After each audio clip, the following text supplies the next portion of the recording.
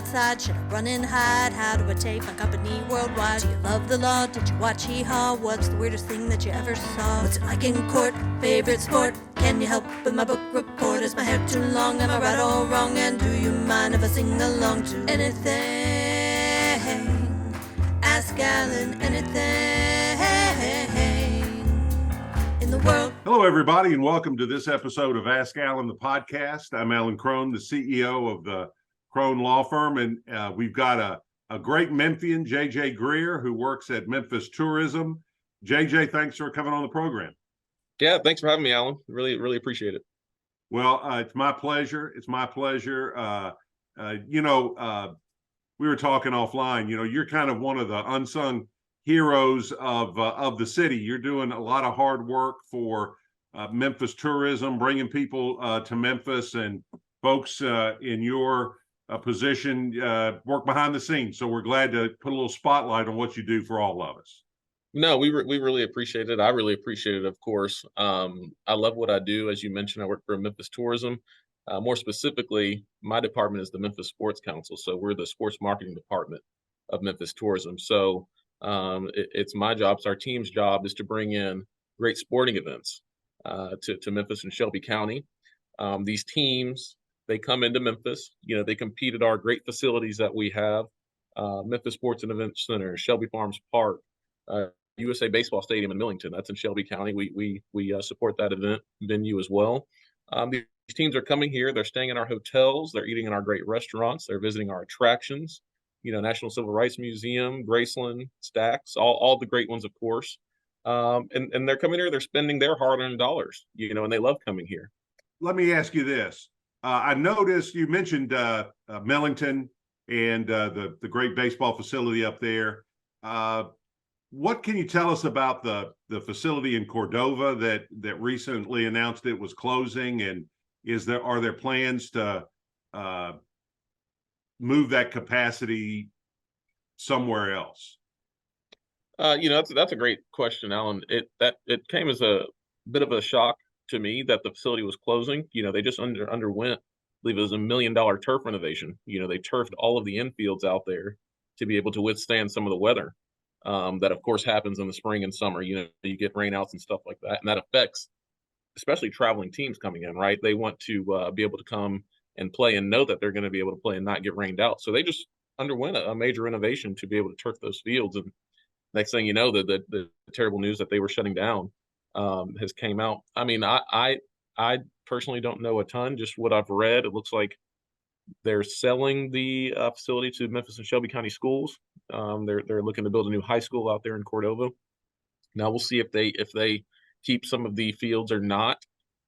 Just in the news, I mean, within the last 24 hours, I've had baseball operators that I work with around the country reach out to me and say, "Hey, what's going on here? We're interested in this. What's the word on it?" And I don't have a ton of inside information on that.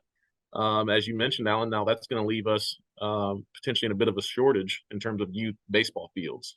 Youth size, not high school size, with 330-foot fences, but 250-foot fences, 300-foot fences. That'll leave us in a bit of a shortage. So we'll work to recruit and support maybe a new facility somewhere, so that we can continue to bring in these baseball teams. But that was really sad news to hear. They had such a great run out there at game day baseball in Cordova. But with that being said, we got to adapt and adjust to these things, as we always do. And baseball, travel baseball, such a hot market here in Memphis, in Shelby County. So we'll continue to work on that. Yeah, I remember several years ago, there was either part of that facility or a different part was sold because that land is just it's just really valuable, and it's hard to keep a facility like that going when you could make so much more money, I guess, selling it. Yeah. Well, it's going to be, like you say, it's going to be. Are there other venues that you could cobble together to host a tournament, a traveling tournament like we've been doing, or is this now a really pressing need for the region? I think a little bit of both, to answer your question, Alan. There are venues around the region that can host tournaments, but we won't be able to host them to the same size. Of course, you've got Snowden Grove down there in South Haven, which that's across the state line, so it's not in Tennessee, it's not in Shelby County. Although we do see a sizable impact from that facility because those teams will want to stay in Memphis and Shelby County in our hotels and close to entertainment. But as you know, they're building a lot down there as well, which is great. Not that we work along with DeSoto County all the time. Rising tide lifts all boats kind of a situation. But they are, building a lot of restaurants and hotels down there just to be able to support that facility and kind of keep close that loop, so to speak. So there are facilities around the region that we'll continue to use, and we'll, maybe some high school and elementary fields we'll have to use, but that's tough, right? Because then you start to get all over town instead of one centralized location, which is what families and the players and the coaches, that's what they really want. So we'll do that. We'll have a short-term solution that we'll look into, but it is pressing that we find a longer-term solution in terms of finding a new site for a facility to where we can hopefully get some more ball fields all in one location. How about Toby Park right now? I know just enough about it to be dangerous. Yeah. They're what, 4 or 5? Are they youth fields, or can they be converted to youth fields? I'm sure they could be converted. Right now, as far as I know, Toby Park is more so kind of local softball leagues. Yeah. Adult softball leagues. So I don't work with it as much just because it's more of a local program, through whatever league it might be, whether it's Parks and Recs or maybe just a local, church league or something like that. I don't know if it's affiliated to church, but it certainly could be, converted. And that's just one of those areas where, some of these national operators, baseball operators, will have to look around town. We've talked to a lot of them, honestly, Alan, because there's always a need for ball fields. There's always a need of more ball fields. And so, the fact that game day was taken away, it's just going to just increase that appetite for some operators to come in town and look to see what we have. Well, I guess they'll have to do what basketball did for years, and that is put tournaments in gyms all over town. Yeah. But the Strickland administration solved that problem by building the MSEC facility. What a segue I did there on the fly, JJ Greer. That's why you're a pro. That's why. Yeah.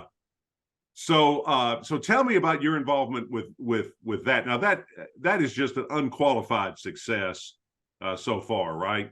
Oh, that's been a huge success, and I know you've been involved with that with the Strickland administration since day one. So I know we were at a meeting earlier. It was a couple months ago at Tresman Manor, and we were kind of talking about our different jobs. It was me and beat writer for the Tigers and beat writer for the Grizzlies, and of course you presented as well, and talking about building some of these facilities around town.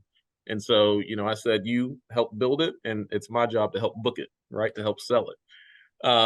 So that's been my involvement with it. I work closely with Antonio Perez and J.R. Bourne. Antonio Perez, of course, is the GM of the Memphis Sports and Events Center. He's fantastic. He makes that building click. He makes it hum. And I knew him actually when he worked for the Grizzlies.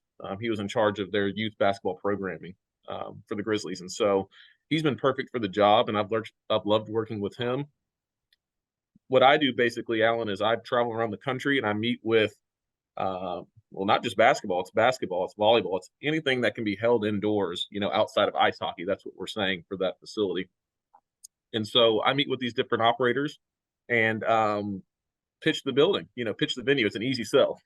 Once they see the pictures and once we bring them in for a site visit, I mean, I don't really have to say too much. Antonio takes the show, and he doesn't even have to say too much. They're just looking around with their eyes wide open and their jaw just drops. 16 basketball courts under one roof. That can be converted into 32 volleyball courts, 4 VIP suites, a full service cafe with a patio on the outside, a grab and go cafe, jumbotrons. I mean, you name it, it's all in there. It makes, I can only imagine if I was a kid walking in that building, I'd feel like a pro. So that's been my involvement mostly is just booking the building, filling those dates, and we're doing that. Well, as someone who had 2 boys who who played AAU basketball, I can tell you that although the one thing I really enjoyed about that was going to gyms in different parts of town, that exposing my kids to Lemoyne and Mississippi Boulevard and Overcomers out in Hickory Hill. And I always thought that was a great feature of it, but it certainly, if you're traveling, you'd much rather have one facility and be able to stay close and eat close, and having that great cafeteria. I'd have killed for that back in the day. Yeah. Oh, absolutely. And it's priced really well too. It's not like they, try to gouge your eyes out, for a $18 cheeseburger or something like that. No, you can get a $5 cheeseburger and everything you want for $10 or under that. And so everything is in-house there, and you can spend a full day there, and teams do. And it's priced for family spending, I agree with you on that. Mhm. Well, tell us a little bit about the economic impact of it, but also, what do you think it does for Memphis as a destination for these sorts of tournaments? Oh, it just put us in a whole new stratosphere, Alan, in terms of what it did for us as a sports destination. I mean, before we would have these tournaments and teams, whether that was volleyball or basketball, they would want to come to Memphis, but we did not have the space to host them. Maybe we could host them in the convention center, which is where I'm sitting right now. I'm sitting in the boardroom of our convention center, but it's not a sports facility. The convention center is not a sports venue, and also the convention center was busy, so we might not have the available dates, or the operator would have to bring in courts. That's very expensive. You have to ship courts across the country, with diesel fuel prices and that's just very expensive. And so now we don't have to do that. The courts are laid down. Everything's there. With the touch of a button, Alan, on iPads, they can bring down the basketball goals and the volleyball goals, and it's a whole new venue in 3 minutes. So it's really incredible. So it's just put us in a whole new stratosphere in terms of what we're able to bring in now. Nike EYBL, a very prestigious AAU basketball circuit that's run by Nike, the best players in the country. These are NBA players. They will be NBA players in probably 2 years, some of them, maybe even a year. We hosted that event Memorial Day weekend this year. We're looking forward to having them back next year in 24. NCAA college basketball academies. These are some of the best up and coming, I believe, is sophomore through juniors players in the country, boys and girls, that were here. College coaches from all over the country, all over the world. We had Canada basketball was a part of that event with their youth team, and USA basketball 3x3. That's the 3v3 circuit. Mm-hmm. I believe it was the U17 girls were here competing. These are events and tournaments that previously we couldn't have dreamed of hosting, and now we're able to do that. In terms of economic impact, it's been absolutely amazing. Almost a $40 million economic impact so far in 2023 that facility has had for us. Tens of thousands of hotel room nights have been generated off of events booked that have been hosted in that facility. And so it's been a wild success so far. We knew that it would be incredible just because of the volume of business that we had to turn away before because we didn't have the facility. Now that we have it, and now that the right people are in place to run it and to book it, it's firing on all cylinders. What other kinds of sports events are you able to attract to Memphis that folks may not hear about but are important? Oh, well, futsal, that's basically indoor soccer. It's played on a basketball court essentially. That's another sport that we've really started to tap into lately. Mm-hmm. We hosted United Futsal. It's a group. We hosted them here at the convention center. I believe that we started that in 2021. Now they'll be competing at the Memphis Sports and Event Center in MLK weekend in 24. So that's a popular sport for younger kids, especially. It's really fast game, fast paced, and it teaches kids the skills of the game. Mm-hmm. That's a sport that we've tapped into a lot. Volleyball. I think people know now, but volleyball is a sport it's exploded nationwide. And so we've really been able to take advantage of that with our new facility having 32 courts. at the Memphis Sports Event Center, and we're still hosting volleyball events at the convention center, and Perfect 7 Sports Academy. It's P7 Sports Academy out in Cordova. Is there an opportunity to get an NCAA regional or a conference volleyball tournament at MSEC? I think absolutely there is, especially, maybe not Division One. Division One now they're pretty much in arenas now, and they're selling arenas out. So that would be FedEx Forum. So we could do that. It would just be at FedEx Forum. But definitely across Division 2, 3, NAIA, we absolutely could host regional or conference tournaments or what have you. Yeah, especially when I think about it, on the event side is what we call it, of the Memphis Sports and Event Center. There's 2,500 fixed seats, and 4 VIP suites. So it has that kind of arena feel to it. And flooring over there, it's called a Terraflex, which is the preferred flooring. It's a really high-end flooring that volleyball players and operators prefer. So we absolutely could host a big-time volleyball event there. That'd be awesome. That'd be awesome. Of course. Well, JJ, I'm looking at my watch here. It looks like we're out of time. We only scratched the surface. I'd like for you to come back sometime. We can talk a little more Memphis sports then. Is that all right? Oh, that'd be perfect. Yeah, I could go on and on all day, Alan. I know. Well, I appreciate it. Thank you so much. Thank you for all you do for Memphis.